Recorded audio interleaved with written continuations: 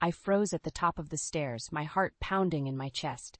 The sounds coming from our bedroom were unmistakable, a woman's giggle followed by my husband Ted's low chuckle. My hands trembled as I gripped the banister, willing myself to move. "Oh, Ted," a breathy voice cooed. "You're so bad." I felt bile rise in my throat. This couldn't be happening, not in our home, not in our bed. With shaky steps, I approached the partially open door. I should have turned and run, pretended I'd never heard a thing. But my body moved of its own accord, pushing the door wide. The sight before me knocked the wind from my lungs. Ted, my husband of 15 years, tangled in our sheets with a woman I recognized as Lisa from his office. Her head snapped up, eyes wide with shock. "Natalie," Ted scrambled to cover himself, nearly tumbling off the bed. I can explain." I stood frozen, unable to form words as Lisa gathered her clothes, face flushed with embarrassment. "I'm so sorry," she mumbled, ducking past me and fleeing down the stairs.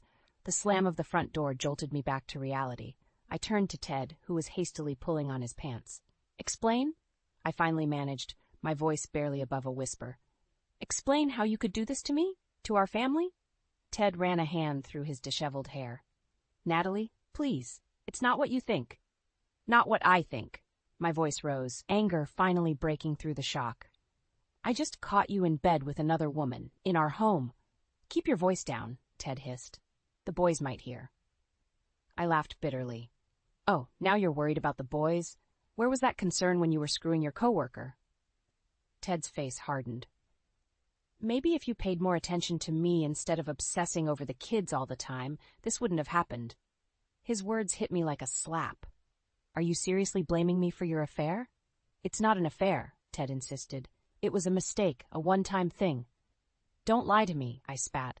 "I've seen the way you look at her at company parties. How long has this been going on?" Ted's silence was all the answer I needed. I sank onto the edge of the bed, my legs no longer able to support me. "I gave up everything for you," I whispered. "My career, my independence, and this is how you repay me?" "Natalie, please." Ted knelt before me, reaching for my hands. I jerked away from his touch. "We can work through this, for the boys' sake." The mention of our children snapped something inside me. I stood abruptly, nearly knocking Ted over.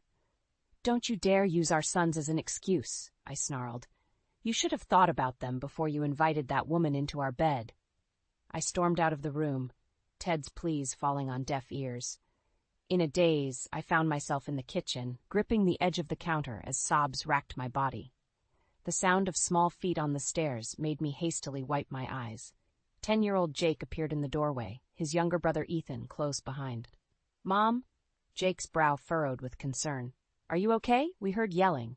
I forced a smile, my heart breaking at the worry in his eyes. "Everything's fine, sweetie. Mommy and Daddy just had a little disagreement." Jake didn't look convinced, but nodded slowly. "Okay, can we have some ice cream?" "Sure," I said, grateful for the distraction. As I scooped Rocky Road into bowls, my mind raced. What was I going to do? How could I face Ted after this? And most importantly, how would I protect my boys from the fallout of their father's betrayal? One thing was certain. Nothing would ever be the same again.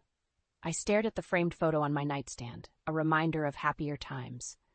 Ted and I on our wedding day, faces beaming with hope and love. How quickly things had changed. The bedroom door creaked open, and Ted's reflection appeared in the mirror. "Natalie, we need to talk," I turned, steeling myself. "About what? How you destroyed our marriage." Ted sighed, running a hand through his hair. "I know I messed up, but we can fix this. Remember how good we used to be together?" His words transported me back to our early days. I'd been a rising star at my marketing firm, burning the midnight oil to climb the corporate ladder. Then I met Ted. "You swept me off my feet," I said softly. "Made me believe in fairy tales." Ted's eyes lit up. "We can have that again. I'll do whatever it takes." I shook my head, the spell broken. "No, Ted, you don't get it. This isn't just about the affair. It's about everything that led to it." "What do you mean?" "Remember when you convinced me to quit my job?" I asked, anger rising. "You promised to take care of me, said we'd be partners, but that's not what happened, is it?" Ted's face darkened. "I provide for this family. What more do you want?" "A husband who respects me," I shot back. "Who doesn't treat me like a glorified maid and nanny?" "That's not fair," Ted protested. I work hard to give you and the boys everything. Everything except your time and attention, I countered. When was the last time we had a real conversation that wasn't about bills or the kids' schedules? Ted fell silent, unable to meet my gaze. I gave up my career for you, I continued, years of resentment pouring out. And what did I get in return? A husband who's never home, who belittles my contributions, who seeks comfort in another woman's arms. I said I was sorry about Lisa, Ted mumbled. Sorry isn't enough, I exploded. Do you have any idea how it feels to discover your husband's betrayal in your own home? To realize that the life you've built is a lie? Ted's jaw clenched. You're not innocent in this, Natalie. You've been distant for years, always focused on the kids, never making time for us. His words hit like a punch to the gut. Are you seriously blaming me for your affair? I'm saying we're both responsible for the state of our marriage, Ted replied, his voice rising. But you're acting like I'm the only one at fault here. I laughed bitterly. Oh, I'm sorry. I didn't realize neglecting you justified sleeping with your coworker. That's not what I meant, and you know it, Ted growled. I'm trying to have an honest conversation here, but you're twisting everything I say. Honest? I scoffed. That's rich coming from you. How long would you have continued lying to me if I hadn't caught you? Ted's silence spoke volumes. That's what I thought, I said, turning away. I think you should sleep in the guest room tonight. Natalie, please, Ted pleaded. We can work through this, for the boys' sake, if nothing else. I whirled back to face him, fury blazing in my chest. Don't you dare use our children as an excuse. You should have thought about them before you invited that woman into our bed. Ted's face crumpled. I made a mistake. A terrible mistake. But I love you, Natalie. I love our family. Please give me another chance. For a moment, I wavered. The pain in his eyes was genuine, and part of me longed to believe him. But then I remembered the sounds of his laughter with Lisa, the casual way he'd blamed me for his infidelity. I need time, I said finally. Time to think, to figure out what I want. Can you give me that? Ted nodded slowly. Whatever you need. I'll be here when you're ready to talk. As he left the room, I sank onto the bed, my mind reeling. Could we salvage our marriage? Did I even want to try? One thing was certain, I couldn't continue living in this limbo. Something had to change, and soon. I sat at the kitchen table, staring at the divorce papers in front of me. The weight of my decision pressed down on my chest, making it hard to breathe. A week had passed since I'd caught Ted with Lisa, and the wound still felt raw. The sound of the front door opening jolted me from my thoughts. Ted walked in, his eyes immediately landing on the papers. What's this? He asked, his voice tight. I took a deep breath. I think you know, Ted. I can't do this anymore. His face contorted with anger. You're seriously considering divorce? After everything we've been through? Everything we've been through? I echoed, incredulous. You mean your affair? Ted slammed his hand on the table, making me flinch.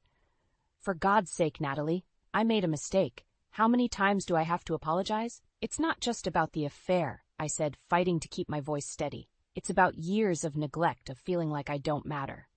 That's not fair, Ted growled. I've provided for this family, given you everything you could want. Except respect, I shot back, except partnership. Ted's eyes narrowed. Is that what this is about? You feeling unappreciated? Maybe if you'd put as much effort into our marriage as you did into being a martyr, we wouldn't be in this mess.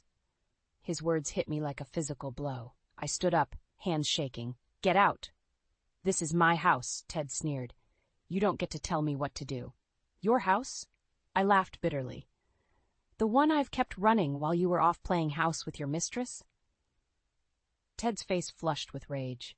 He took a step toward me, and for a moment I was afraid he might strike me. Instead, he spun on his heel and stormed out, slamming the door behind him. I collapsed into the chair, tears streaming down my face. How had we come to this? The man I'd loved, the father of my children, now a stranger filled with anger and resentment. My phone buzzed, startling me. It was a text from my sister, Leah. How are you holding up? Want to talk? Relief washed over me. I needed my big sister now more than ever. An hour later, I sat on Leah's couch, pouring out my heart. She listened patiently, her kind eyes filled with concern. Oh, Natalie, she sighed when I finished. I'm so sorry you're going through this, but honey, you need to stand up for yourself. Ted doesn't get to dictate your worth. I nodded, wiping away tears. I know, but it's hard. We've been together so long, and the boys. Leah took my hands in hers. Listen to me. You deserve happiness. You deserve respect, and your boys deserve to see their mother valued and strong. But what if I can't do it? I whispered. What if I'm not strong enough? You are, Leah said firmly. You're one of the strongest women I know. You just need to remember that. As I drove home, Leah's words echoed in my mind. She was right. I'd let Ted chip away at my confidence for too long. It was time to reclaim my power. I walked into the house, steeling myself for another confrontation. But the sight that greeted me stopped me in my tracks. Ted sat at the kitchen table, head in his hands. When he looked up, his eyes were red-rimmed. I'm sorry, he said, his voice breaking. For everything. You're right, I've been a terrible husband. I don't deserve you. For a moment, my resolve wavered. Part of me wanted to comfort him, to say we could work it out. But then I remembered Leah's words. You're right, I said quietly. You don't deserve me. Not anymore. Ted's face crumpled. Natalie, please, I'll do anything. Go to counseling, quit my job, whatever you want. I shook my head. It's too late, Ted. I've made my decision. As I turned to leave the room, Ted called out, desperation in his voice. What about the boys? Don't they deserve a chance at a whole family? I paused, my hand on the doorframe. They deserve parents who respect each other, who show them what real love looks like. I looked back at him, my voice steady. And that's what I intend to give them, with or without you.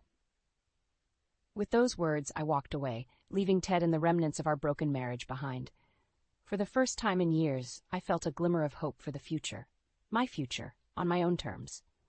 I watched the boys' faces as we pulled up to Leah's house, our car packed with hastily thrown-together suitcases. Jake, at 10, wore a frown of confusion.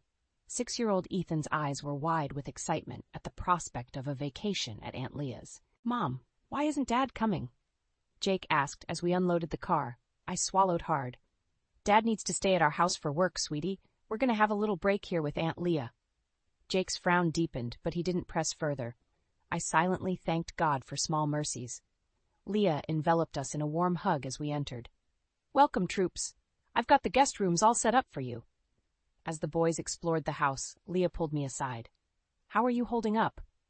I felt my carefully constructed facade crumble. I don't know how I'm going to do this, Leah. I haven't worked in years. How am I supposed to support the boys on my own? Leah squeezed my hand. One step at a time, sis. Remember Dana from your old job? She called earlier asking about you. Said there might be some freelance work available if you're interested. Hope fluttered in my chest. Really? I haven't done marketing in so long. You're still sharp as a tack, Leah insisted. Give her a call. What have you got to lose? That night, after the boys were asleep, I dialed Dana's number with trembling fingers. Natalie? Dana's warm voice brought back memories of late nights brainstorming campaigns. I'm so glad you called. How are you? I hesitated, unsure how much to reveal. I'm going through some changes. Leah mentioned you might have some work? Absolutely, Dana said. We've got a new client who needs a fresh perspective. It's remote work, perfect for juggling with family commitments. My heart raced. That sounds amazing, Dana, but it's been years since I've worked. I'm not sure I'm qualified anymore. Dana's laugh was reassuring. Natalie, you were one of the best in the business. That talent doesn't just disappear. Why don't you start with a small project and see how it goes? We chatted for an hour, discussing the project and catching up. By the time we hung up, I felt a glimmer of my old confidence returning. The next morning, I woke early to start work before the boys were up. As I logged into my laptop, a notification popped up, an email from Ted. My finger hovered over the delete button, but curiosity won out. I opened it. Natalie, I can't believe you just left like that. What about our family, our vows?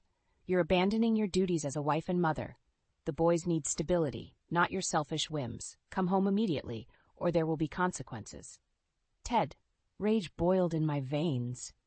How dare he? After everything he'd done, he had the audacity to accuse me of abandonment? I was halfway through a scathing reply when Ethan's sleepy voice interrupted me. Mommy, can we have pancakes? I closed the laptop, pushing thoughts of Ted aside. Of course, sweetie. Let's wake up Jake and Aunt Leah and make it a pancake party. As we gathered in Leah's sunny kitchen, the boys giggling as they mixed batter and made a mess, I felt a weight lift from my shoulders. This was what mattered, not Ted's accusations or my fears about the future. Later that afternoon, my phone buzzed with a text from Ted. "Where are you? We need to talk. Now." I stared at the screen, my thumb hovering over the reply button. Part of me wanted to lash out, to hurt him as he'd hurt me. But as I watched the boys playing in Leah's backyard, I knew I had to be the bigger person. I typed out a simple response. "We're safe. I'll have my lawyer contact you about arrangements for the boys." As I hit send, a sense of calm washed over me. For the first time in years, I was taking control of my life. It wouldn't be easy, but with Leah's support and this new opportunity with Dana, I finally felt hope for the future. I closed my eyes, took a deep breath, and made a silent promise to myself and my sons. We would not just survive this, we would thrive. I was in the middle of a conference call with Dana and our new client when the doorbell rang. Leah answered it, and moments later I heard raised voices from the foyer. "Where is she?" Ted's angry voice carried through the house. My heart raced. I quickly muted my microphone and whispered to Dana, "Family emergency. I'll call you back." Stepping into the hallway, I saw Ted towering over Leah, his face red with anger. "Ted," I said, my voice steadier than I felt. "What are you doing here?" He whirled to face me. "What am I doing here? What are you doing here, Natalie? You can't just take the boys and disappear." "I told you we were safe," I replied, fighting to keep my voice calm. I needed time to think. Ted scoffed. "Think about what? How to destroy our family." Leah stepped between us. "I think you should leave, Ted. This isn't the time or place for this conversation." "Stay out of this, Leah," Ted snapped. "This is between me and my wife." "Don't talk to her like that," I said, anger rising in my chest. "Leah's been more supportive than you've been in years." Ted's eyes narrowed. "Oh, so that's what this is about? You feeling unsupported? I work my ass off to provide for this family, and this is the thanks I get." "Provide?" I laughed bitterly. "You mean control. You've spent years making me dependent on you, isolating me from my career, my friends." "I gave you everything," Ted shouted. "A beautiful home, vacations, the best schools for the boys. And you throw it all away for what? Some misguided notion of independence?" The boys appeared at the top of the stairs, wide-eyed and frightened. Seeing them, I made a decision. "Boys, go to your room," I said firmly. "Mom and Dad need to talk." Once they were out of earshot, I turned back to Ted. "This isn't working. I want a divorce." The words hung in the air between us. Ted's face paled. "You can't be serious." "I've never been more serious," I replied. "I've already spoken to a lawyer." "A lawyer?" Ted's voice rose again. "So you've been planning this all along? While I've been trying to save our marriage?" I shook my head. "Save our marriage?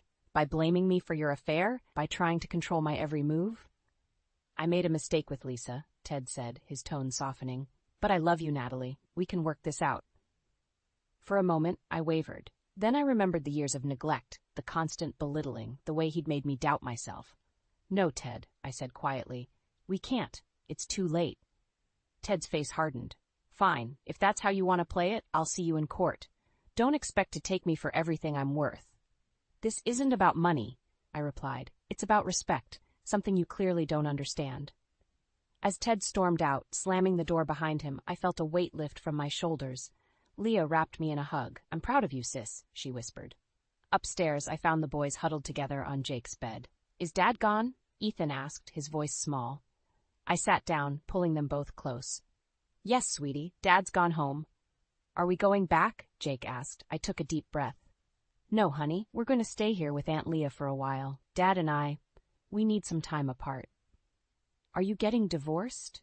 Jake's eyes filled with tears. My heart broke, but I knew I had to be honest. "Yes, sweetheart, but I want you both to know that this doesn't change how much we love you. You're the most important things in our lives." As I held my boys, comforting them through their tears, I felt a surge of determination. I would build a new life for us, one filled with love, respect, and independence. It wouldn't be easy, but looking at Jake and Ethan, I knew it would be worth it. Later that night, as I lay in bed, my phone buzzed with a text from Ted. "This isn't over. I'll fight you every step of the way." I stared at the screen, a mix of fear and resolve washing over me. Then I typed out a response. "Bring it on. I'm done being your doormat." As I hit send, I knew there was no turning back. The battle for my freedom and my children's future had begun. 6 months had passed since I'd left Ted, and life had taken on a new rhythm. I'd thrown myself into work, quickly becoming one of Dana's most valuable freelancers. The boys were settling into their new school, making friends and slowly healing from the upheaval of our family. I was in the middle of a crucial client presentation when my phone buzzed insistently. Ignoring it, I focused on my pitch. As soon as I ended the call, I saw a flurry of missed calls and texts from Leah. "Natalie, call me ASAP. It's about Ted." My heart raced as I dialed her number. "Leah, what's wrong?" "Ted's here," she said, her voice tight. "He's demanding to see the boys, says he has court papers." I felt the ground shift beneath me. "What? No, that's impossible. We have a custody agreement." "He's saying you violated it by moving without his consent. Natalie, he's threatening to take the boys." Panic clawed at my throat. "I'm on my way. Don't let him near them." I sped to Leah's house, my mind whirling. How could this be happening? We'd been so careful with the legal arrangements. As I pulled up, I saw Ted's car in the driveway. Taking a deep breath, I steeled myself for the confrontation. The scene inside was chaos. Ted stood in the living room waving papers and shouting. Leah stood between him and the stairs, where I could hear the boys crying. "Ted, stop this!" I yelled, slamming the door behind me. "You're scaring the children." He whirled to face me, eyes blazing. "You've left me no choice, Natalie. You think you can just take my sons and cut me out of their lives?"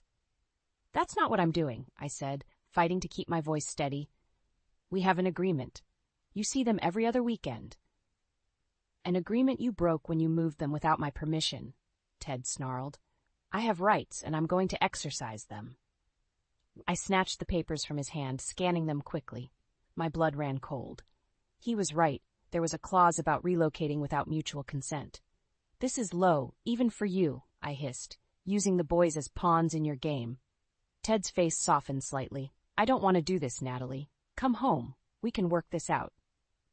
For a moment, I wavered. The thought of losing my children was unbearable. But then I remembered why I'd left. The years of emotional abuse, the affair, the way he'd slowly chipped away at my self-worth. "No," I said firmly. "We're not coming back. This is our home now." Ted's expression hardened. "Fine, then I'll see you in court. I'll fight for full custody if I have to." As he stormed out, I collapsed onto the couch, my body shaking. Leah sat beside me, wrapping an arm around my shoulders. "What am I going to do?" I whispered. "I can't lose them, Leah." "We'll figure it out," she said. "I'll call my lawyer friend. We'll fight this." I nodded, trying to believe her words. But doubt gnawed at me. How could I compete with Ted's resources? His connections? The sound of small feet on the stairs made me look up. Jake and Ethan stood there, tears streaking their faces. "Mom?" Jake's voice trembled. "Are we going to have to live with Dad?" I held out my arms, and they ran to me. Holding them close, I made a silent vow. I would not let Ted win. I would not let him destroy the new life we'd built. "No, sweetie," I said. My voice stronger than I felt. "We're staying right here. I promise." As I comforted my boys, my mind raced. I needed a plan. I needed to prove I could provide for them, that this new life was better for everyone. My phone buzzed, a text from Dana. "Client loved your pitch. They want to offer you a full-time position." I stared at the screen, a glimmer of hope piercing through the darkness. This could be it, the key to securing our future. Looking at my sons, then at Leah, I felt a surge of determination. Ted might have money and power, but I had love, resilience, and a newfound strength he couldn't begin to understand. The battle for my children's future had begun, and I was ready to fight with everything I had. 1 year after leaving Ted, I stood in front of the mirror, barely recognizing the woman staring back at me. Gone was the timid housewife, replaced by a confident professional in a crisp blazer. I'd not only accepted Dana's full-time offer, but had quickly climbed the ranks to become a senior marketing executive.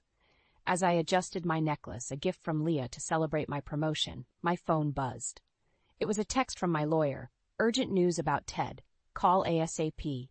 My stomach clenched. The custody battle had been brutal, with Ted using every dirty trick in the book. But we'd been holding our ground thanks to my new job and the stability we'd built. "What's happened?" I asked as soon as my lawyer picked up. "Ted's filed for emergency custody," she said, her voice grim.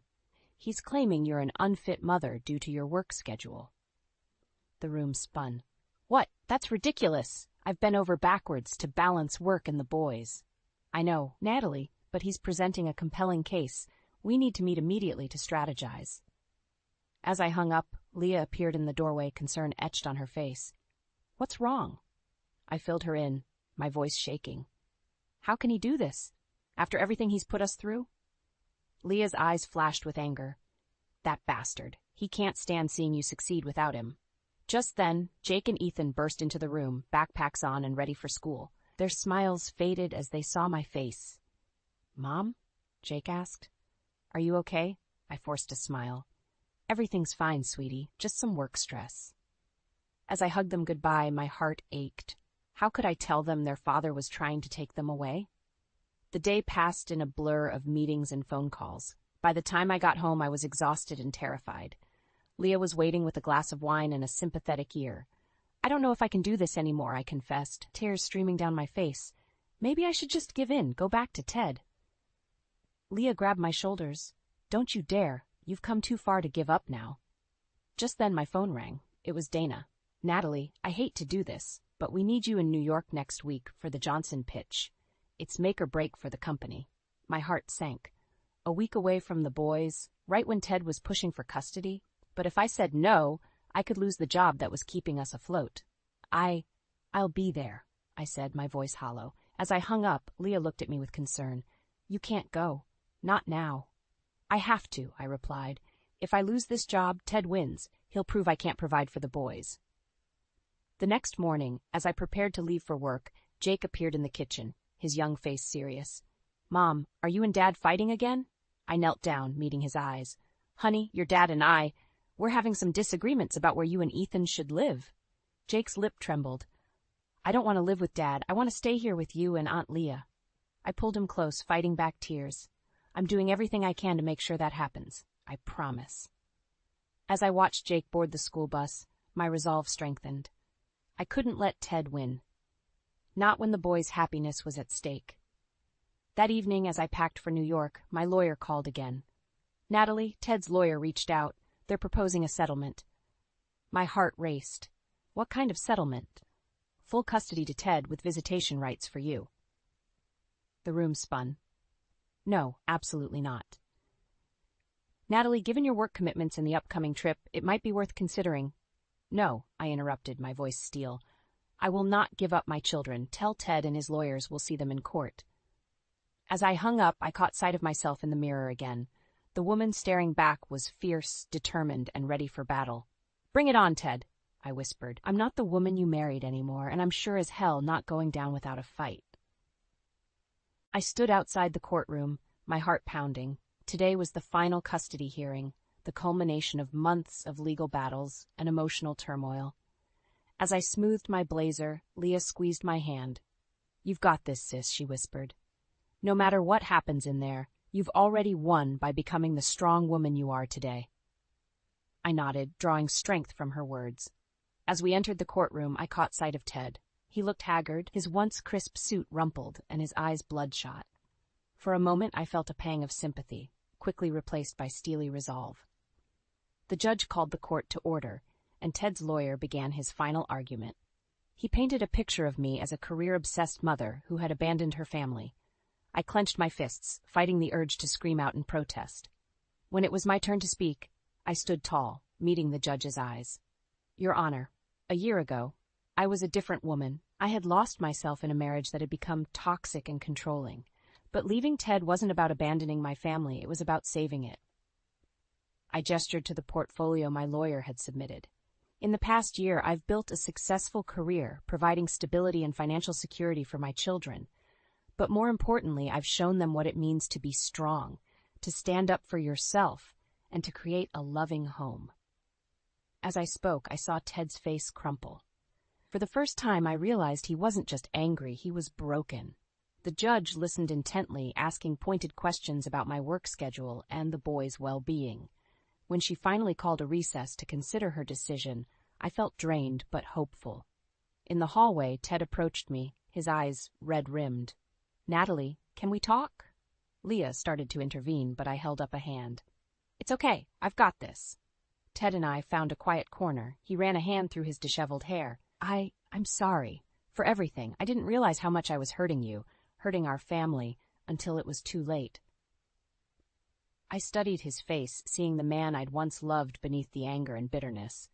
Ted, I'm sorry, too. Not for leaving, but for not being strong enough to stand up to you sooner. Maybe if I had, things would have been different. He nodded, tears in his eyes. I've lost everything, Natalie. The company's on the verge of bankruptcy. Lisa left months ago, but losing the boys, that's killing me. In that moment, I saw our entire history flash before my eyes. The good times and the bad, the love and the pain. And I made a decision. Ted, I don't want to take the boys away from you. They need their father. But they also need a healthy, stable environment. Can we find a way to co-parent that doesn't involve courts and lawyers? Hope flickered in his eyes. You'd be willing to try? I nodded. For the boys, and for us, not as a couple, but as parents who want the best for their children. When the judge called us back in, we approached her together. Our lawyers looked confused as we explained our desire to work out a co-parenting agreement outside of court. The judge smiled. I'm pleased to see you both putting your children's needs first. I'll grant a continuance to allow you to work out the details. But, she added, her gaze stern, if you can't come to an agreement, I will make a final ruling. As we left the courthouse, I felt a weight lift from my shoulders. Leah was waiting, her face a mix of concern and curiosity. Are you sure about this? She asked as I explained what had happened. I nodded, watching Ted walk to his car. It won't be easy, but it's the right thing to do. For all of us. That evening, as I tucked the boys into bed, Jake looked up at me with serious eyes. Mom, is Dad coming back? I sat on the edge of his bed, choosing my words carefully. No, sweetie, Dad and I aren't getting back together. But we're going to work on being better parents to you and Ethan. You'll still see Dad regularly, and we'll all work on being a family, just in a different way. Jake nodded, seeming to understand. As I kissed him goodnight, I felt a sense of peace wash over me. Later, standing on Leah's porch and looking up at the stars, I reflected on the journey of the past year. I'd lost a husband but found myself. I'd faced my greatest fears and come out stronger. And most importantly, I'd created a new kind of family, one built on love, respect, and resilience. As I breathed in the cool night air, I smiled. The road ahead wouldn't be easy, but for the first time in years, I was excited about the future, my future, our future. And it was bright with possibility. I'm building the ideal family with my new wife and this child right here. So, I'm divorcing you. You and your son need to leave this house immediately. My husband raised his voice with a snort. He had started a company making children's clothes when I was pregnant. Initially, he worked earnestly, but now he spends his days playing. And the company's management is barely hanging on. In the midst of dealing with my parents' death, he suddenly showed up with his mistress and their child. Confused, my son and I thought it unwise to argue in front of the house. So I let the three of them in. Suddenly, they demanded that my son and I leave the house. Despite the difficult situation of my parents' passing, my husband's unreasonable demands infuriated me. I was dumbstruck and couldn't respond. However, my son snorted. Hey, what's with that insolent attitude? Dad, it's impossible for you to divorce Mom. What are you talking about? A divorce can be done with just a single form. Don't you even know that, being a high school student? But, as my son began to explain, Scott's face turned pale. My name is Michelle Ford, a 47-year-old part-time homemaker. I help out with my family business part-time. I have one child, my son Aaron, a 16-year-old high school student. I've been married to Scott for 17 years. He's the president of an apparel company. Scott spends his days playing, though we can't afford such a lifestyle. The company barely makes a profit, and we're in a dire financial state. Scott's income is unreliable, and he spends most of his salary on leisure. So it feels like I'm supporting our family with my part-time income. Aaron is very kind and always helps with household chores. However, he is cold towards Scott, and they do not speak to each other. Initially, I thought it was just a rebellious phase, but since he's kind to me, I realize it's because he dislikes Scott. Soon after starting high school, Aaron began working part-time. Scott and I met through work. I was working as a fashion magazine editor, and Scott was a designer at an apparel company. We met during a meeting to discuss featuring his company's products in a date outfit feature. The point of this outfit is to match the shoes and skirt colors to make the legs look slimmer. The color is white, which I think adds a sense of purity. That sounds great. The focus is clear, and it looks like it'll make for an understandable feature. Thank you. I've prepared a lot because it's been a while since I've had such a meeting. Scott was very serious, and he made various proposals during the meeting.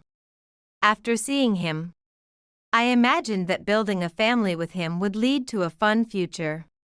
One day, when my company and Scott's had a dinner meeting, a tipsy Scott opened up to me.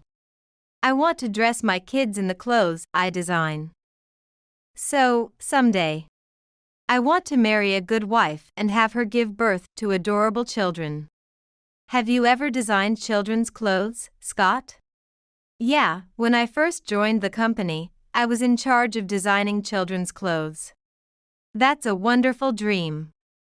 I also want to help make such beautiful dreams come true. Michelle, you have nice dreams too. After that, Scott asked for my contact details. We became close and eventually, Scott confessed his feelings, and we started dating. We were both nearing our 30s and married within a year of dating. I became pregnant soon after our wedding. During the early stages of pregnancy, I temporarily quit my part-time job and struggled with morning sickness. Hey, Scott. Why are you home this morning? I've decided to quit my job and start my own business. I think now is the time to make my dreams come true. Starting your own business? At a time like this, when a child is about to be born, I was taken aback. Don't worry, a client told me they have a job they want me to do. So there will be work. I see. But starting an apparel company requires a lot of preparations, right? Like, you need money for an office and to buy equipment. Yeah. But I don't have much money for preparations. Disappointed by Scott's lack of planning, I desperately searched for places to borrow money. However, all bank applications were denied. Preparing for the worst, I consulted my parents, who then offered to help Scott establish his company. They probably did so because they were expecting a grandchild. I'm truly grateful for my parents' kindness. Scott worked hard every day for the upcoming child. Although he often came home late from work, he never complained when I couldn't cook due to morning sickness. On weekends, he actively took on laundry and cleaning. However, Scott's attitude changed drastically one day, the day our child was born. When my water broke at night, Scott rushed me to the hospital. Scott, is your work okay? It's fine. There are no pressing business deals or deadlines. So I'll stay with you throughout. Don't worry about me, just focus on yourself. Scott spoke kindly and firmly held my hand as I struggled through labor. A few hours later, the birth was successfully completed. Congratulations. It's a healthy baby boy. A boy. Yes, a healthy baby boy. Is there something wrong? The nurse was puzzled, but Scott's solemn face didn't change. In fact, Scott had been hoping for a girl since I got pregnant. He often handled projects for girls' children's clothing at work. And since starting his own business, He had been working as a designer specializing in girls' children's clothing. During my pregnancy, all his children's clothing designs were for girls. And he had spent the entire time expecting a girl. We moved to the maternity ward, but Scott's disappointed expression remained. "Scott, it's a boy." "I'm sorry. Why isn't it a girl?" "There's nothing we can do. The gynecologist said there was a high chance of it being a boy. And, more importantly, we can't control the gender of our child. Then put the child in a baby box until you give birth to a girl." "What? I would never do such a horrible thing. Whether the child is a boy or a girl, they are my irreplaceable child." Scott began to distance himself from me. And I found myself raising our child alone. Hoping his depression was temporary, I persevered in housework and childcare with support from my parents. I also returned to part-time work, working hard every day. My coworkers were supportive of my parenting, and when Aaron was young, I could even bring him to work.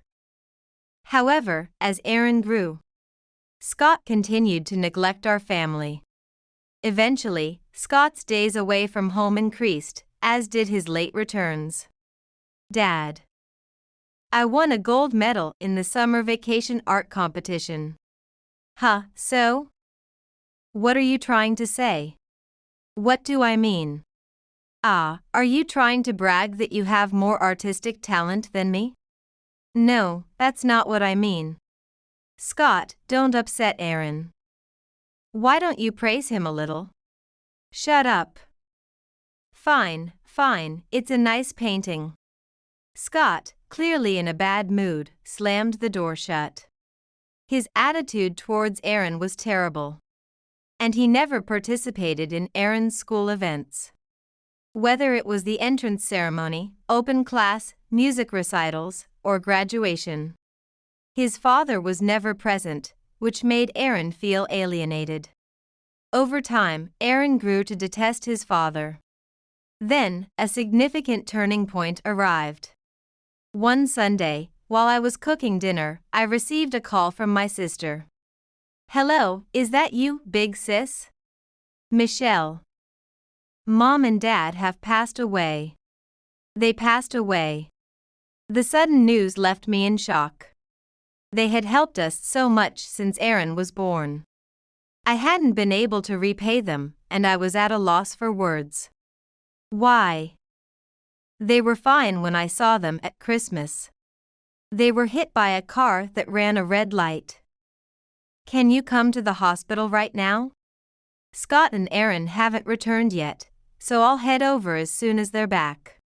I ended the call with trembling hands. When would Scott return? He hadn't told me when he would be back. So I didn't know when I could go to the hospital. I tried calling Scott but couldn't reach him. Even my messages were left unread. Ah, why now, of all times? Despite my irritation, I was sinking into sorrow. Mom, what's wrong? Oh, sorry. Don't worry about it. What were you talking about on the phone just now? Actually, your grandparents have passed away. So when your father returns, we're going to the hospital where your grandparents are. Understood. Aaron sat down on the sofa with a sad expression. Then I heard a car stop. Looking through the window to our driveway, I saw Scott's car. Good, Scott's back. Wait, what? Next to Scott was a woman dressed in high-end brands. Her flashy nails well manicured, a woman of tastes quite different from mine. Flamboyant and ostentatious. Beside the woman was a child dressed in pink. Could she be an acquaintance of Scott's? Is the child hers? But Scott was holding the woman's hand. Who was this woman? My mind was in chaos, and I panicked. Hey Michelle. It's me. Open up. Without even ringing the intercom, Scott was rattling the entrance door. To avoid further commotion, I hurriedly opened the door. Scott, welcome back. There's a crisis right now. Who is this? I stared at the woman next to Scott. She held his arm confidently, as if she had been waiting to introduce herself. Nice to meet you. I'm Scott's wife, Kristen. Hey, Kristen. Calling yourself the wife is a bit premature, isn't it? Scott and Kristen began cooing in sickly sweet voices. And who might this child next to you be, Kristen? Nicole, say hello. Nice to meet you, I'm Nicole. Nicole is the child Kristen and I have together. Kristen gave me a girl, unlike you. A child. My body tensed up. Could it be that Scott had a mistress and a child while he was away from home? Hey Michelle, let us in. I have something to talk about. All right. With no choice but to continue the conversation inside, I followed Scott's direction and let him and his mistress into the house. Guests? Yes, it seems Dad brought his mistress. Mistress. Dad was having an affair? It looks like it. We're about to have a detailed talk. Can I sit in on this too? If Aaron wants to join, that's fine. I hesitated to involve Aaron in what might be a messy situation. But seeing his serious expression and realizing he was old enough to understand, I let him sit next to me. We moved Nicole to another room and sat down. Kristen across from me, Scott across from Aaron. Scott seemed displeased with Aaron's presence, but I decided to proceed regardless. I'm building the ideal family with Kristen and Nicole in this house.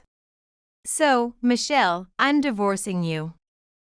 You and Aaron need to leave this house right now. Scott, you're so cool. Scott raised his voice with a snort while Kristen gazed at him with starry eyes. I was sick of their couple-like behavior, and it made me nauseous. Despite the dire situation of my parents passing, my husband's outrageous statements infuriated me. I was dumbstruck and couldn't respond. However, Aaron snorted in disdain. Hey Aaron, what's with that cheeky attitude? Dad, it's impossible for you to divorce Mom. What are you talking about? A divorce can be done with just a single form. Don't you know that, being a high school student? Dad, you haven't repaid the money Grandpa lent to the company, have you? Scott's face turned pale all at once. Kristen looked puzzled. I almost burst out laughing seeing the temperature difference in their expressions. In fact, Scott had borrowed money from my parents, with the promise to repay it gradually once the company stabilized. However, Scott had been making excuses to delay repayment. Could it be, Dad, that you wanted to divorce to escape repaying? But that's not going to work. Grandpa told me to make sure you repay. When did you make such a promise? Were you with my father-in-law while I was gone? I've actually been meeting with Grandma and Grandpa quite a bit. Where did you meet them? At my part-time job, Grandpa's company. Don't you even know where your child works? You're lying. This is the first time I've heard of it. Yes, in fact, my son had been working part-time at my parents' company. Aaron, having seen me support the family all this time, wanted to help me someday. When he entered high school, he expressed his desire to work part-time. When he was wondering where to work, I suggested to my parents that he work at their company. Then, my parents happily agreed, saying it would be good training for an heir. Initially, Aaron was assigned simple clerical work. But he also got involved in tasks like advising on new products, which could be handled by someone young, and he enjoyed his work. Since starting the part-time job, Aaron had become more reliable. His words were stronger than anyone else's, and I almost cried with joy seeing how hard he had worked raising him. So, Scott, make sure you repay the $100,000 our parents lent, okay? Encouraged by Aaron's words, I delivered the final blow to Scott. Scott, what's this about? You told me you were a department head at a major apparel company with an annual income of $100,000. Is this debt of $100,000 real? Kristen. It's not true. What he's saying is nonsense. I can show you proof if you want. I have the loan repayment agreement at home. Stop it, Michelle. Ignoring Scott's words, I showed the repayment agreement we had signed when we received the financial support. Scott collapsed to his knees. There's no way I can pay back such a large amount of money. It's impossible. Scott. This story is true, isn't it? Dad, like I said earlier, you can't divorce until you repay the money. Shut up. If that's the case, Kristen, can you take over my debt? I'll repay it quickly for Nicole's sake. Kristen, what do you think? We could get married right away, right? Kristen's face turned increasingly red. Scott, you liar. I didn't know anything about this. First of all, this debt isn't something I created. Scott and Kristen suddenly started arguing. Aaron looked down on them with a disgusted expression. For Aaron's sake too, please don't show us such an ugly sight.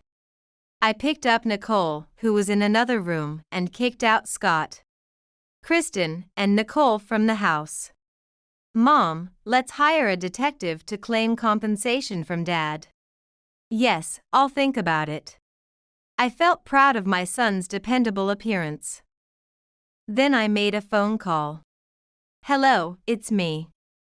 I have a favor to ask, is that okay? When I explained the situation to the person, they replied, Understood, let's start moving on it tomorrow, in a gentle voice. After that, I spent several busy weeks. There were lots of things to do, like the funeral for my parents and taking over the company. I was sleeping late and waking up early, leading to days of sleep deprivation. I ended up with a bad cold and couldn't go to work for a while. Aaron cared for my health and did the housework after school. While eating the rice porridge Aaron made, the intercom rang. Michelle.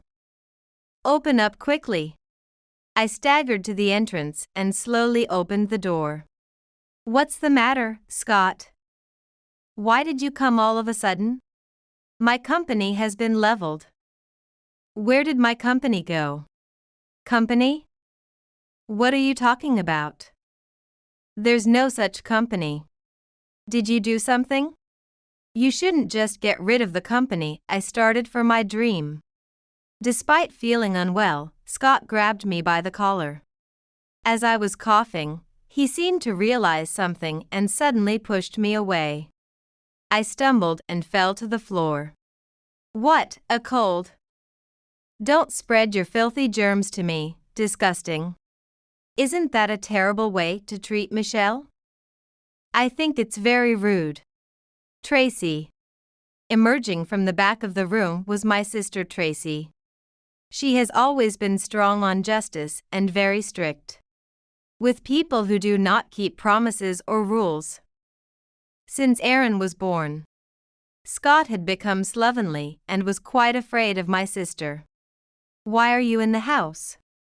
To discuss that, can you stop rampaging at the entrance and come inside? Overwhelmed by my sister's pressure, Scott reluctantly entered the house. With a dominating look, my sister stared down at Scott, who trembled like a small animal frightened by its natural predator. Tracy, why are you in the house right now? I needed to discuss the company takeover with Michelle. Company takeover? What are you talking about? Right. Actually, I've absorbed and merged your company. Absorption merger. I haven't heard anything about that. Scott's shoulders shook violently. I wanted to laugh out loud seeing his pitiful state. But knowing my sister would scold me for such behavior, I held back my emotions. In fact, Tracy had been managing Scott's company for quite some time. Scott had neglected the business due to his affair. And the company was almost bankrupt. I, busy with my part-time job, hadn't realized it. But when Tracy investigated Scott's company, she found it was drowning in red ink. Knowing a lot about business management, Tracy thought she would try to turn the company around. Scott's management was quite terrible. But the quality of the products he was creating was quite good. So, I thought it might be a good idea to rebuild it under my company. But an absorption merger like this without notice is illegal. I'll sue. Well, why don't you check the loan repayment agreement first? Hey Michelle, get out the loan repayment agreement. At Scott's request, I pulled the loan repayment agreement from the drawer. When Scott saw the agreement, his eyes widened as if he saw something he shouldn't have. What is this? The agreement stated that the company was registered under my parents' names. Yes, Scott's company was established under the ownership of my parents. Actually, all the paperwork and necessary administrative tasks for setting up the company were done by my parents and Tracy. Therefore, they were able to change the company's registration to my parents' names without Scott noticing. With the passing of my parents, Tracy inherited half of their estate, which included Scott's company. Initially hesitant about the merger, I talked to Tracy about Scott and suggested that we get rid of Scott's company without his knowledge. That's when she told me about the inheritance. So, my company will become Tracy's property. Yes. We will be asking you to leave the company. Tracy. Could you at least hire me as a designer? Scott suddenly became humble, but his intentions were transparent. And Tracy glared at him. That's impossible.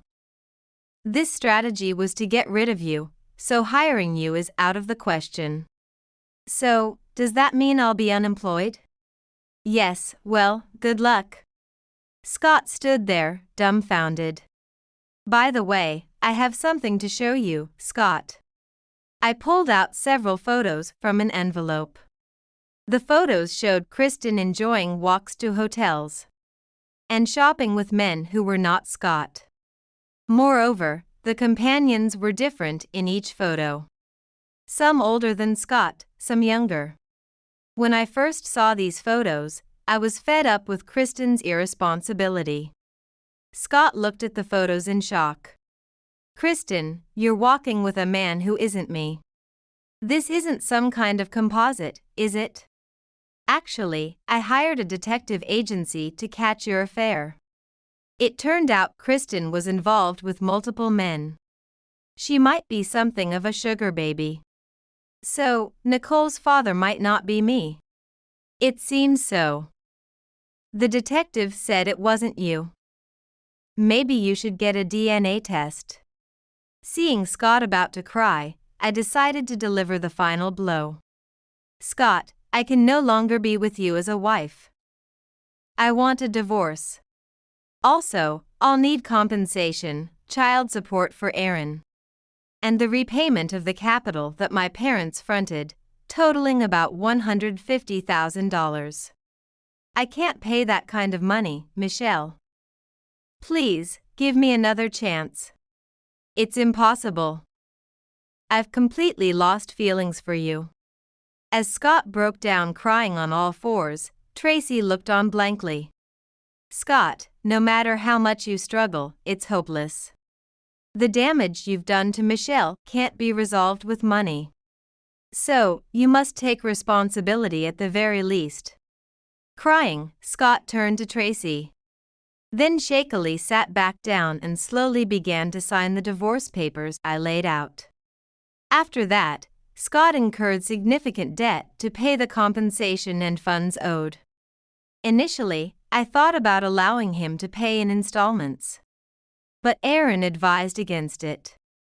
Do you think someone as unreliable as Dad can pay in installments?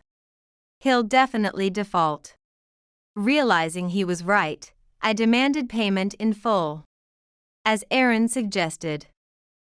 Scott's parents, concerned about their social standing, did not help with his debts. Unemployed, Scott struggled to find a new job. Having been virtually jobless for over 10 years, no company would hire him. He ended up working odd jobs introduced by debt collectors. I also demanded compensation from Kristen. She took on debt and worked day and night, as an office worker by day and a nightclub worker by night. Incidentally, the DNA test confirmed, as the detective had said, that Scott and Nicole were not related.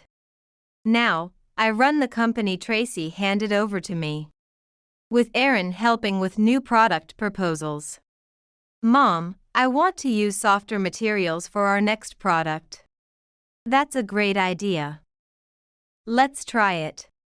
Working with Aaron is truly enjoyable, and he inspires me daily. What shall we do today? I live motivated by the joy of my work. I'm Polly, a 38-year-old novelist who loves to write mysteries and leads the kind of life that many people only dream of. My books have devoted readers, and writing helps me provide for my family. Stephen, our 9-year-old son, and I have been married to Peter for 10 years. Peter worked when we first got married, but as my career took off, he left his job. He hasn't done anything for the past few years, usually spending his days playing pachinko. I recently learned of something unsettling. Peter has been dishonest, using my credit card to lavishly buy designer goods on someone else. For the sake of our son, I've tolerated his behavior, but I've had enough. It's time for a change. I can no longer wait. This shift was brought about by the most unlikely person, someone I never would have imagined coming to my support, stepping in to assist me. I saw Peter one day dressed absolutely out of character in a suit, which was unusual for him. I asked him about it, curious. He told me he was off to a job interview after initially appearing surprised. "It's time I started working again," he replied. I wanted to believe him, that at last he was considering how he could better himself for the future of our family. I wished him well and went back to work, realizing I had a deadline approaching. The hours passed, and Peter didn't come back until 2 in the morning. I realized at that moment that I couldn't let things stay the same because of the late hour and the enigmatic job interview, which left me with more questions than answers. For the sake of my future and that of our son, it was time to face the facts of our circumstances and make some difficult choices. Peter shambled in the door that evening, his breath heavy with perfume and vodka. Tired, or was he simply being irresponsible? He fell back on the living room sofa, his smartphone falling out of his palm but staying unlocked. I couldn't help but give in to my curiosity and suspicions. I grabbed his phone and quickly looked at it. Unquestionable evidence that my husband was having an extramarital affair with my best friend Nancy was what I discovered there, and it shocked me to my core. Only hours before, they'd been at an upscale restaurant with a stunning view of the night sky. It seemed like a bodily blow to be betrayed. How could I be subjected to this abuse by both Nancy and Peter, who were married? I suppressed my tears since I didn't want to wake Peter. I silently copied the damning pictures and texts to my phone.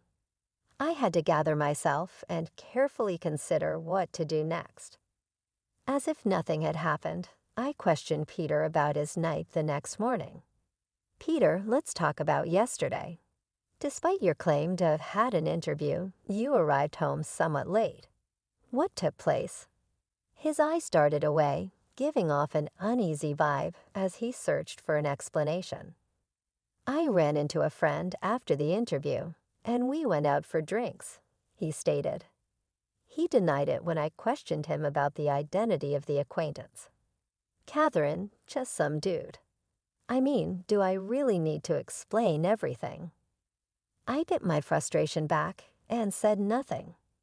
His avoidance not only strengthened my resolve to deal with the problem as dignifiedly and strategically as possible, but it also reinforced my worst assumptions. It has been a month since that discovery, and Peter's treachery still carries a heavy burden. Since I know that confronting him could permanently damage our family, I haven't done so yet. If it were just me, I would have already shown him the proof and asked for a divorce. But because of our son and the complicated feelings he brings, I've had to carefully weigh every option, since I know that whatever I choose would have a lifelong impact on our family. The notion of taking my 9-year-old son Stephen away from his father was intolerable, even with all of the agony in my heart. Though he claimed that his frequent outings were to visit friends or decompress, in reality, they served as the ideal pretext for me to obtain proof of Peter's adultery, something I had been growing suspicious of. One day, seizing an opportunity while Peter was out, I rummaged through his belongings and found a stack of receipts for women's designer items, luxuries I certainly hadn't received. None of these high-end goods were in our home, leading me to one painful conclusion. Peter was lavishing these expensive gifts on Nancy, my so-called best friend. But the mystery deepened. How was Peter financing these extravagant purchases? He hadn't worked in years and was living off the modest allowance I gave him from my earnings. Concerned and needing answers, I devised a plan to follow him. I called my brother to watch Stephen, cloaking my real intentions under the guise of a shopping trip. "Hey, sorry to bother you out of the blue, but can you watch Stephen for a bit?" "I want to go shopping alone," I told him. My brother, puzzled because I usually preferred online shopping, raised an eyebrow. "Shopping? You've never been one to shop in person. What's up?" "Normally, yes, but today I need something from a store. Can you watch him for me?" I replied. He agreed, albeit with a reminder not to be gone long as Stephen might get lonely. With my brother's help, I was free to track Peter. I spotted him downtown, arm in arm with Nancy, strolling into a high-end designer store with unsettling familiarity. Watching them together, a mix of hurt and anger surged through me. As they approached the cashier, I saw something that truly shocked me. Peter was paying with a credit card. My heart sank as I realized it was my secondary credit card, the one I usually left in an unattended drawer at home. Peter had taken it without my knowledge. The betrayal was deeper and more complex than I had imagined. Witnessing it firsthand was painful, but armed me with the undeniable proof I needed. Now I had to decide what to do next, knowing that whatever steps I took would impact not just my life, but Stephen's as well. Over the past few months, while I was making significant purchases for my home office, including monitors, keyboards, and new furniture, I hadn't realized that Peter was exploiting this flurry of activity to cover his deceitful expenditures. Both our credit cards were linked to the same bank account, and amidst my hectic schedule, I hadn't scrutinized the statements closely enough. This oversight now haunted me as it became painfully clear. Not only was Peter unfaithful, but he was also misusing my funds to shower gifts on his mistress. Any remaining fondness I felt for my husband evaporated in the wake of this revelation. Although part of me blamed myself for not noticing earlier, I found it impossible to forgive his betrayal. I managed to snap some clear photos of Peter and Nancy together and headed home, my mind boiling with anger. In the following days, my thoughts turned to revenge. I frequently checked Peter's usual computer, knowing he left it unlocked and easily accessible when he wasn't around. Digging into his communications with Nancy, I soon discovered their plans for a romantic getaway to Kagoshima over the upcoming long weekend. A 5-day escape that seemed tailor-made for my plans of retribution. However, I faced a significant dilemma, ensuring my son Stephen remained shielded from the ugly truth about his father's actions. I reached out to my brother again, hoping he could help by looking after Stephen. "Hey bro, sorry to bother you again, but could you watch Stephen for me during the upcoming long weekend?" His response, though supportive, carried a hint of concern. "You mean for all 5 days?" he asked, sounding surprised.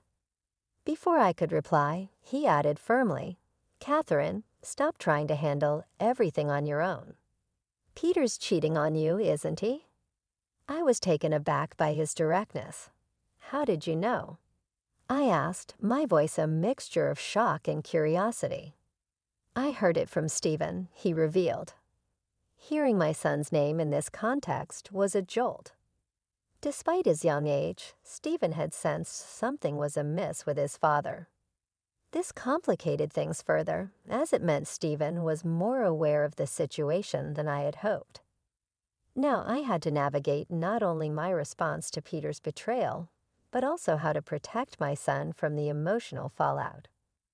I hadn't realized how much Peter's actions were affecting Stephen until my brother pointed it out. Despite my efforts to shield him, Stephen had picked up on the tension and pain in our household. As I was grappling with these revelations, Stephen, having overheard our conversation, came into the room. "Mom, it's okay. I'm on your side," he said with a clarity that belied his young age. "Are you sure, Stephen?" I asked, touched by his understanding and support. "I don't want anyone who makes Mom sad. As long as I have you, I'm okay," he replied confidently. "Thank you, Stephen." "And thank you too, bro," I expressed, feeling a surge of gratitude for their support. Bolstered by the encouragement of my son and brother, I resolved to take decisive action against Peter's betrayal.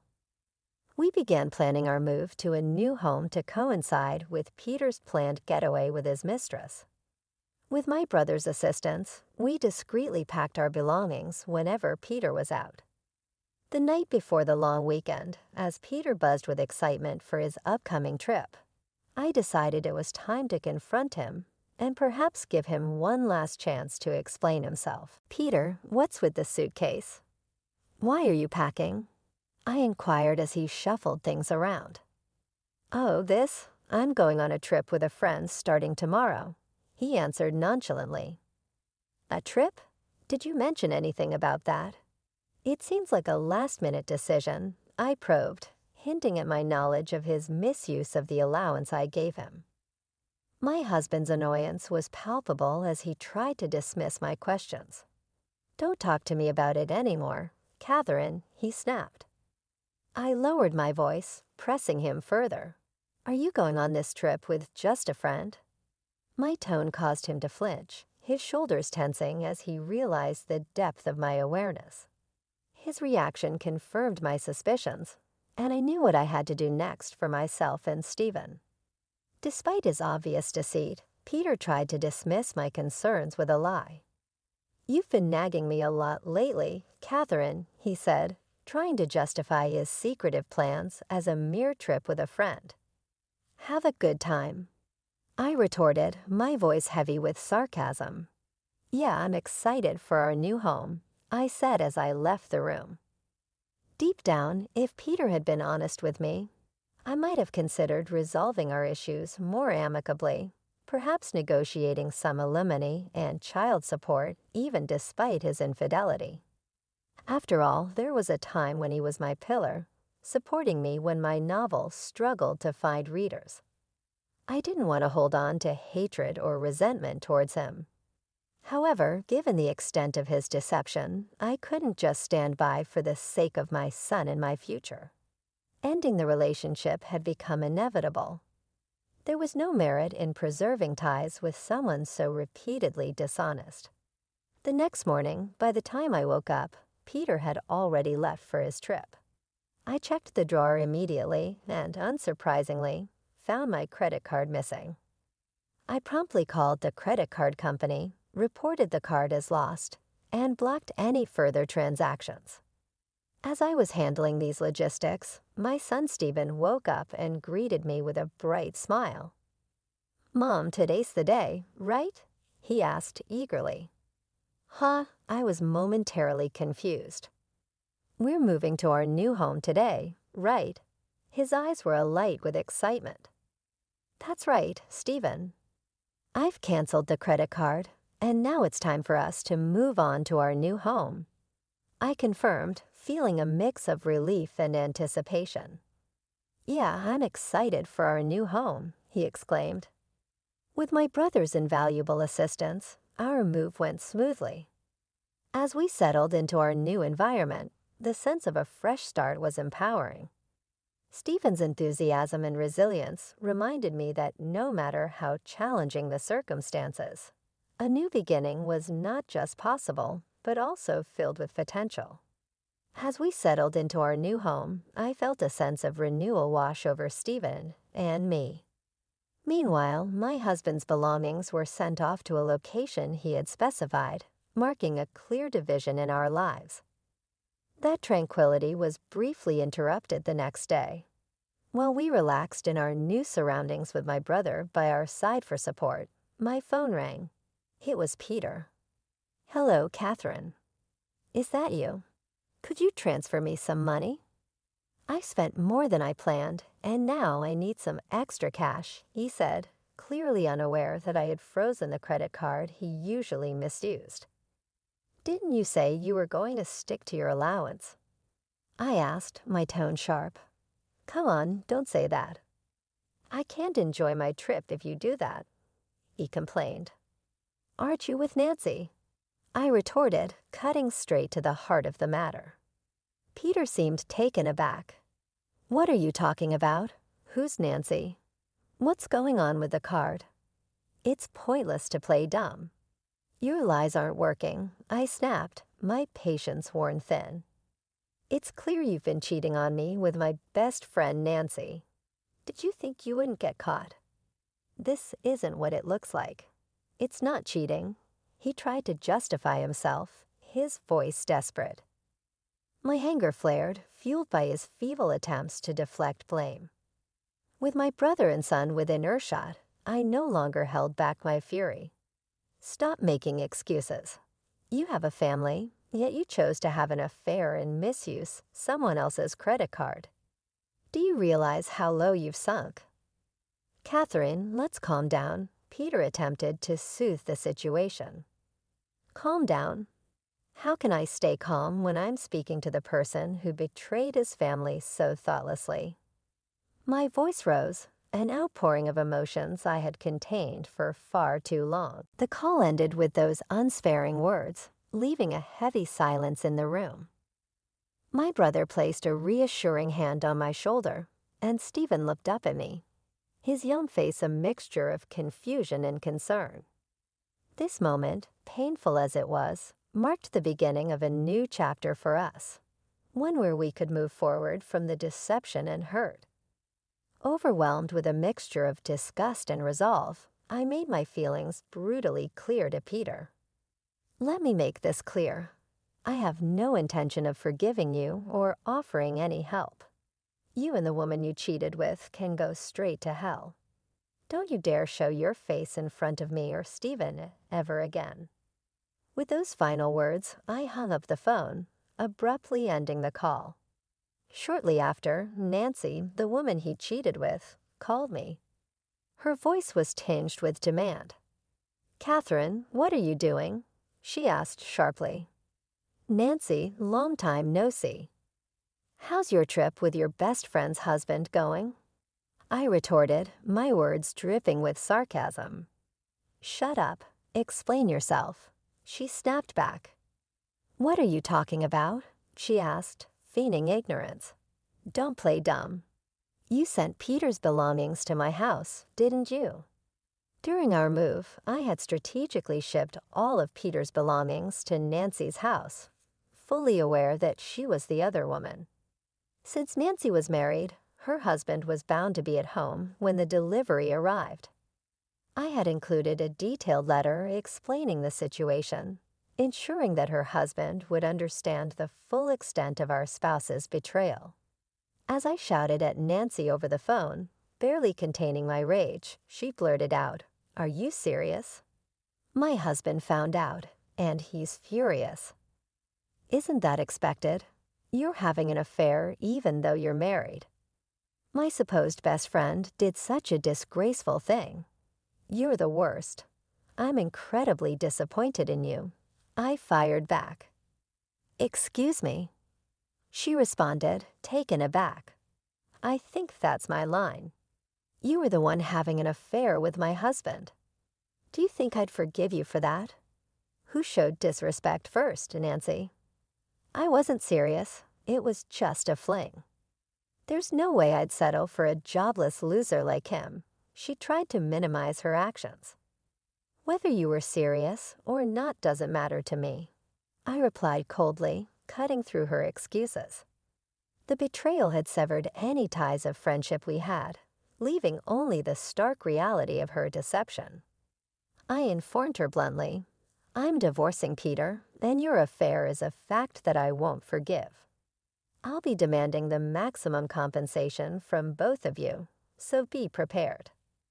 Compensation? I didn't agree to that. Why should I pay compensation? Nancy protested, her voice tinged with panic. "It's only natural. You did something that warrants it," I replied firmly. "But wait, I'm a housewife."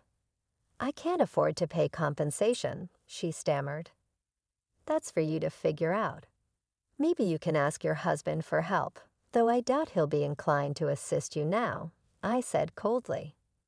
"Wait a minute, Catherine, please," she began to plead, but I was done listening. "Goodbye," I said and hung up the phone, then promptly blocked her contact. I moved forward with the divorce proceedings through a lawyer, demanding compensation not just from my ex-husband Peter, but also from Nancy. I sought child support and reimbursement for the funds Peter had frivolously spent on my credit card. Nancy's spouse served her with divorce papers, as she was now facing debt from the compensation payments. Eventually, I've heard, they had to force her to leave their house. She tried to depend on her family, but that didn't work out, so she had to start working nights to make ends meet. Peter's relationship quickly collapsed as a result of his desire to rely on Nancy and his subsequent accusation of being the cause of it. After they split up, he had a protracted unemployed period and had to work many part-time jobs to make ends meet. I am ready to pursue the court order if he ever defaults on the child support or restitution. Stephen and I, meanwhile, are thriving in our new surroundings. He is maturing rapidly, flourishing in a loving household free from the pain of the past. My main goal is to keep giving him a loving environment and protect him from any more emotional upheaval.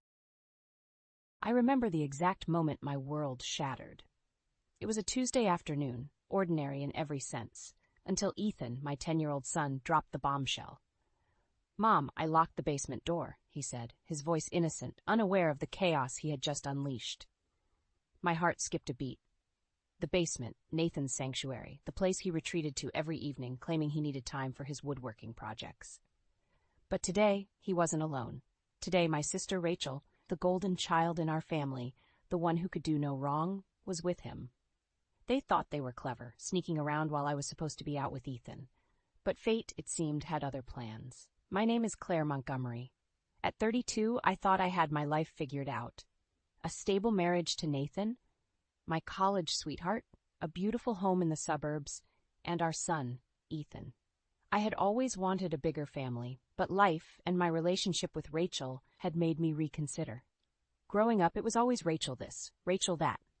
Our parents doted on her, ignoring my achievements, my struggles. I never wanted Ethan to feel that kind of neglect, that sting of favoritism. As I stood there processing Ethan's words, a storm brewed inside me. Rage, betrayal, disbelief, they swirled in my head, each emotion more overpowering than the last. Nathan and Rachel? It was like a sick joke, a plot twist in a trashy novel. I needed to see it for myself. I needed to confront them. But as I moved towards the basement door, I stopped. No, they didn't deserve the satisfaction of seeing me break. They didn't deserve my tears, my anger. In that moment, a cold, hard resolve settled over me. Let them stay there, locked in their den of deceit. Let them wonder, panic even, when I didn't come to their rescue. Ethan's voice snapped me out of my reverie. "Mom, are you okay?" I forced a smile, my heart aching for my innocent child, caught in the middle of this sordid affair. "Yes, honey. I just remembered we have that picnic today, remember? Just the two of us." His face lit up and guilt gnawed at me. I was about to drag my child into my plan for revenge, but it was too late to turn back now. "Let's get going," I said, my voice steady. As we drove away from the house, I couldn't help but glance at the rearview mirror, half expecting Nathan or Rachel to come running out, calling for us to stop. But there was nothing. Just the quiet suburban street, basking in the afternoon sun, oblivious to the drama unfolding in my home. The picnic was a blur. Ethan chattered about school, his friends, the new video game he wanted. I nodded and smiled, but my thoughts were elsewhere, on the betrayal that had uprooted my life. As we laid out our spread on the grassy field, Ethan's laughter ringing in my ears, a part of me wondered if I was doing the right thing. But then I remembered their laughter, their whispers, the way they thought they could make a fool out of me. No, this was just the beginning. Rachel and Nathan had crossed a line, and there was no going back. As the sun began to set, painting the sky in shades of orange and pink, I made a silent vow. I would make them pay. They would regret the day they underestimated Claire Montgomery. The next morning dawned with an air of pretense, as if the sun itself was trying to brush off the darkness of the previous night. I had barely slept, my mind replaying the scenario over and over again. Nathan and Rachel, locked in the basement, the secret they thought they had so cleverly hidden now laid bare. My phone buzzed incessantly with calls from Nathan. I watched it ring, feeling a twisted satisfaction in ignoring his desperate attempts to reach me. Let him stew in his guilt and fear. Ethan, oblivious to the storm brewing, munched on his cereal. "Is Dad still in the basement? He sure loves that place," he remarked innocently. I forced a smile, hiding the turmoil inside. "Yes, he's very busy with his projects," I lied smoothly. As Ethan left for school, I braced myself for what was to come. The confrontation was inevitable, but first, I needed answers. I needed to know how deep this betrayal ran. I dialed Rachel. She picked up on the first ring, her voice laced with panic. "Claire, oh my God, you won't believe what happened. Nathan and I got locked in the basement. It was so scary." Her feigned innocence fueled my anger. "Really, Rachel? How terrifying for you," I said, my voice dripping with sarcasm. She hesitated, sensing my mood. "Claire, I can explain. It's not what you think." "Oh, I think it's exactly what I think. How long, Rachel? How long have you been sneaking around with my husband?" There was silence on the other end. Then a soft sob. "It just happened, Claire. It wasn't planned, I swear." I laughed bitterly. "Just happened? You expect me to believe that?" "I'm not a fool, Rachel," she cried, now her sobs loud and unconvincing. "Please, Claire, you have to believe me. It was a mistake." "A mistake? No, Rachel. A mistake is forgetting to buy milk at the store. This is a choice to betray your own sister. I hope he was worth it." I hung up before she could reply, her sobs still echoing in my ear. I felt a rush of power, of control. For once, I was not the overlooked sister, the one left in the shadows. I was the one calling the shots. But my triumph was short-lived. The reality of what had happened, of what I had lost, began to sink in. Nathan and I had built a life together, a family, and now it was all crumbling down, like a house of cards in a gust of wind. I looked around the house at the photos on the walls, the memories we had created. They now felt like a mockery, a cruel joke. I had been living a lie, and the truth was a bitter pill to swallow. But swallow it I must. There was no going back now. Nathan and Rachel had made their choice, and I had made mine. The path ahead was unclear, fraught with pain and uncertainty. But one thing was certain. I would not be the victim in this sordid tale. I would write my own ending, and it would be one of triumph, not defeat. As I gathered the photos, tearing them from their frames, a plan began to form in my mind. Rachel and Nathan had taken everything from me. It was time to return the favor. The day unfolded with a deceptive calm, the normalcy of my routine clashing with the turmoil within. But beneath the surface, my mind was a whirlwind of plotting and planning. Today was the day I'd set my revenge in motion. I had arranged for Ethan to spend the weekend at a friend's house. He deserved a break from the tense atmosphere at home, and I needed space to enact my plan without his innocent eyes watching. I called Tyler, Rachel's son from her first marriage, and invited him over. Tyler, a quiet 15-year-old, had always been close to Ethan, more like a brother than a cousin. There was a maturity in him, a certain depth that came from dealing with Rachel's antics all his life. "Hey, Aunt Claire," Tyler greeted me, a hint of uncertainty in his voice. "Is everything okay?" I sighed. "Tyler, I need to talk to you. It's about your mom and Nathan." His expression hardened slightly. "I'm not surprised," he said, a note of bitterness creeping into his voice. "Mom's always been like this." I was taken aback by his candidness. "You know?" He nodded. "I've seen her do this before, with my stepdad. She thinks nobody knows, but I've seen enough." His words confirmed my worst fears, and I felt a wave of sympathy for the boy. "I'm planning something, Tyler. A picnic this weekend. I need your help." Tyler's eyes narrowed, understanding dawning. "You want to leave them alone at the house," he surmised. "Yes," I admitted. "I want them to be exposed for everyone to see them for who they really are." "I'm in," Tyler said without hesitation. His loyalty to me over his own mother was both heartwarming and heartbreaking. The weekend arrived, and everything was set. The picnic was a ruse, a way to get everyone out of the house except Nathan and Rachel. I made sure they knew about it, dropping hints about how I'd be out the whole day, the house empty. As we left for the picnic, I saw Rachel's car pull into the driveway. My heart raced with a mix of anxiety and anticipation. This was it, the point of no return. Tyler was unusually quiet during the drive. As we set up our picnic spot, I noticed him staring into the distance, lost in thought. "You okay, Tyler?" I asked gently. He turned to me, his eyes filled with a mixture of anger and sadness. I can't believe she's doing this again. To you, Aunt Claire." I reached out, placing a hand on his shoulder. "I'm sorry you're caught in the middle of this." He shook his head. "I'm not sorry. I'm glad I can help expose her. Maybe then she'll realize." His voice trailed off, but I understood. Tyler, like me, was seeking closure, a way to deal with the betrayal that had upended our lives.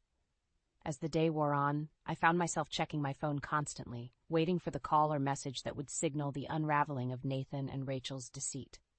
But nothing came. As the sun began to set, casting long shadows on the ground, Tyler spoke up. "Do you think it worked?" I nodded, a grim sense of satisfaction settling in. "Oh, it worked. Tomorrow, their little secret won't be so secret anymore." And with that, we packed up, leaving the serenity of the picnic spot behind. I was ready to face the consequences of my actions, ready to watch as the lives of those who had wronged me came crashing down. The following morning, I woke up to a sense of eerie calmness, the kind that often precedes a storm. Today was the day everything would come to light. Today, Nathan and Rachel's deceit would be exposed for all to see. I drove back home, my heart pounding with a mix of anticipation and dread. As I approached the house, I saw Rachel's car still parked in the driveway. A sly smile crept across my face. They had taken the bait. I entered the house, the silence greeting me like an old friend. No sign of Nathan or Rachel upstairs.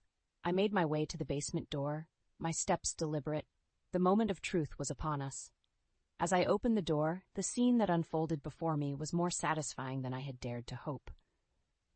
There they were, Rachel and Nathan, disheveled and frantic, realizing their secret rendezvous had turned into a humiliating trap. "Claire!" Rachel exclaimed, her voice a mix of surprise and fear. "Oh my God, we were locked in here. It was an accident!" Nathan stood there, silent, his eyes avoiding mine. The guilt was written all over his face, confirming what I already knew. "An accident? Really, Rachel? You expect me to believe that?" I sneered, my voice dripping with contempt. Nathan finally spoke, his voice weak. "Claire, I'm so sorry. It's not what you think." I laughed, a harsh, mocking sound. "Not what I think. I think it's exactly what it looks like. My husband and my sister betraying me in my own home." Rachel stepped forward, tears streaming down her face. "Claire, please, you have to understand. It was a mistake, a moment of weakness." "A moment of weakness?" I echoed. my anger boiling over. No, Rachel, this was a choice to betray your own family. Nathan reached out, attempting to touch my arm. I recoiled as if his touch burned. Don't you dare, I hissed. You've lost the right to touch me, to even speak to me. I could see the shame in his eyes, the realization of what he had lost dawning on him. But it was too late. The damage was done. Get out, I said, my voice cold and steady. Get out of my house, out of my life. I never want to see either of you again. Rachel sobbed, her cries echoing in the empty basement. Claire, please, I'm your sister. You were my sister, I corrected her, my voice void of any warmth. Not anymore. With that, I turned and left them there, their pleas and apologies fading into the background. I had done it. I had exposed their betrayal, and in doing so I had reclaimed my power, my dignity. But as I closed the door behind me, a wave of sadness washed over me. My marriage, my family, the life I had built, it was all in ruins. And yet there was a strange sense of freedom in that destruction, a chance to start anew, to build a life that was truly mine. As I sat in my living room, the silence no longer felt oppressive. It felt like a blank canvas, waiting for me to paint my new beginning. The aftermath of the confrontation left a bitter taste in my mouth. As much as I yearned for justice and retribution, nothing prepared me for the hollow victory that followed. My home, once a haven of love and warmth, now felt like a barren wasteland tainted with betrayal. I was in the midst of packing Nathan's belongings when my phone rang. The caller ID flashed a number I didn't recognize. Hesitantly, I answered, "Hello? Mrs. Montgomery? This is Officer Daniels from the local police department. We've received a complaint about a domestic disturbance at your address. Is everything all right?" My heart skipped a beat. So it had come to this. Nathan or Rachel must have reached out to the authorities. I composed myself. Yes, everything is fine now. There was a misunderstanding, but it's been resolved. Are you sure, ma'am? We can have officers come by to ensure your safety. No, that won't be necessary. Thank you, officer. I hung up, my mind racing. This was far from over. The scandal of our family drama was now a matter of public record. I wasn't surprised when the gossip started. Whispers at the grocery store, pointed looks from neighbors.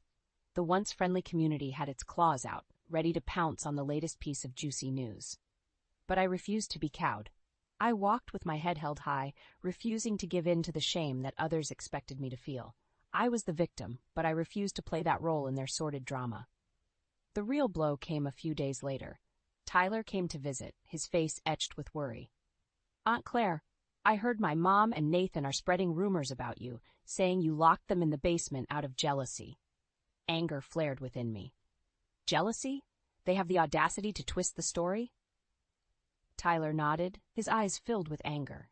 They're playing the victims, saying you've gone crazy with jealousy and paranoia. I laughed, a sound devoid of humor. Let them talk. I know the truth, and so do you. Their lies will catch up to them. But as days turned into weeks, the weight of the scandal began to take its toll. Friends distanced themselves, and even some family members questioned my actions. The isolation was suffocating, a constant reminder of the price of my revenge. In a desperate bid for some semblance of normalcy, I reached out to a divorce attorney. It was time to sever all legal ties with Nathan and reclaim my life. The attorney, a sharp-witted woman named Miss Harper, listened to my story with a mix of sympathy and professional detachment. "Mrs. Montgomery, while I understand your need for a quick resolution, I must warn you. This will be a messy divorce, especially with the allegations flying around. Are you prepared for that?" I nodded, determination stealing my resolve. "I want to move on, Miss Harper. I want to close this chapter of my life for good." As I left her office, a plan began to form in my mind. Nathan and Rachel wanted to paint me as the villain? Fine. I would give them a performance they'd never forget. I would emerge from this scandal not as a broken, scorned wife, but as a woman reborn, stronger and more resilient than ever. The days leading up to the divorce proceedings were like navigating through a minefield. Every step I took was met with criticism and judgment from those around me. But I was resolute. I refused to let Nathan and Rachel's deceit destroy me. The day of the first hearing arrived. Dressed in my best suit, I walked into the courtroom, my head held high. Nathan was already there, looking haggard and remorseful. Rachel wasn't present, but her absence did nothing to quell the sense of betrayal that simmered within me. "Mrs. Montgomery," my lawyer, Miss Harper, whispered as we took our seats. "Remember, stay calm and collected. Let him dig his own grave." Nathan's lawyer was the first to speak, painting Nathan as a victim of my supposed irrational jealousy. Mrs. Montgomery's actions were driven by unfounded suspicions and jealousy. Locking my client in a basement is not only unlawful, but also speaks to her unstable state of mind. I felt my blood boil, but I remembered Miss Harper's words. I remained silent, letting them spin their tale. Then it was our turn. Miss Harper was methodical, her words sharp and precise. My client acted out of self-defense, the evidence of Mr. Howe. Montgomery's infidelity is clear, and Mrs. Montgomery's actions, while extreme, were a result of emotional distress caused by this betrayal. The judge listened intently, his expression unreadable. After what seemed like hours, he finally spoke. "Given the circumstances, I believe a fair settlement is in order. Mrs. Montgomery will have full custody of their son, Ethan, and Mr. Montgomery will provide alimony and child support." Relief washed over me, but it was short-lived. Nathan's eyes met mine, filled with a mixture of anger and regret. "Claire, please," he began, but I cut him off. "There's nothing left to say, Nathan. You made your choice." As I walked out of the courtroom, I felt the weight of the past few months start to lift. But the battle wasn't over yet. The social fallout from the scandal continued to plague me. Friends I once considered close turned their backs, siding with Nathan and Rachel's twisted narrative. I found solace in Tyler, who had become a frequent visitor. He, too, was struggling with the backlash, especially from Rachel's side of the family. "They're calling you a monster," Tyler said one evening, anger lacing his voice. "But they don't know the truth. They don't know her like we do." I sighed, feeling a kinship with Tyler that went beyond family ties. "Let them talk, Tyler. We know the truth, and that's all that matters." But even with the legal battle won, a sense of unease lingered. Rachel was still out there, spinning her web of lies, and I knew she wouldn't go down without a fight. I needed to be vigilant, ready for whatever she had planned. As I lay in bed that night, I realized that this was far from over. The divorce was just the first step in reclaiming my life. But to truly move on, I needed to face Rachel and put an end to her manipulative games once and for all. The final chapter of my marital saga began on a crisp autumn morning.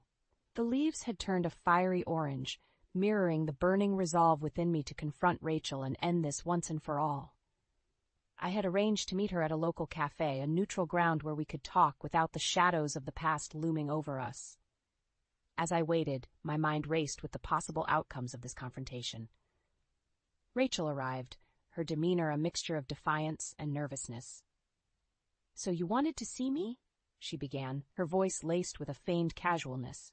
I looked her straight in the eyes, my gaze steady. "Yes, Rachel, it's time we put an end to this," she scoffed. "Put an end?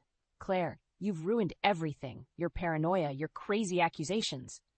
I felt a surge of anger but quickly quelled it.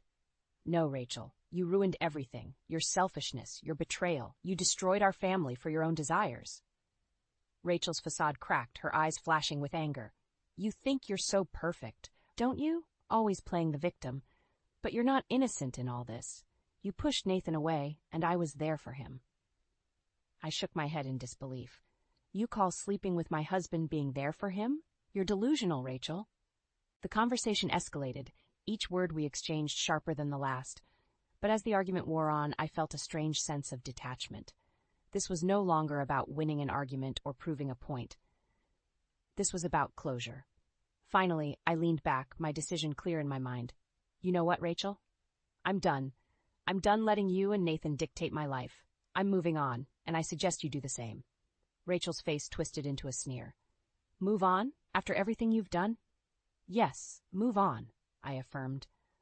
"I've been granted full custody of Ethan, and Nathan is providing alimony and child support. The divorce is final. It's over, Rachel." She was visibly shaken, her bravado crumbling. "You think you've won, don't you? You think you can just walk away from this?" I stood up, my chair scraping against the floor. "Yes, I'm walking away. From you, from Nathan, from this entire mess. I'm starting fresh, for Ethan and for myself." Rachel watched me, her eyes filled with a mixture of hatred and disbelief. But I didn't linger on her expression. I walked out of the cafe, leaving her and the past behind. In the weeks that followed, I found a new sense of peace. I focused on rebuilding my life, on being there for Ethan, who had been my rock through this entire ordeal.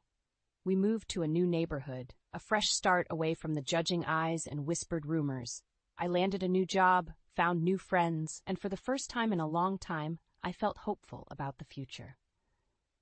The scars of the past would always be there, but they no longer defined me. As I watched Ethan play in our new backyard, laughter filling the air, I realized that this was what mattered. This was my new beginning, my chance to write a new story, one where I was no longer a victim, but a survivor, a woman reborn from the ashes of her past. And as the sun set, casting a warm glow over our new home, I knew that, despite everything, I had emerged stronger, ready to face whatever life had in store for me.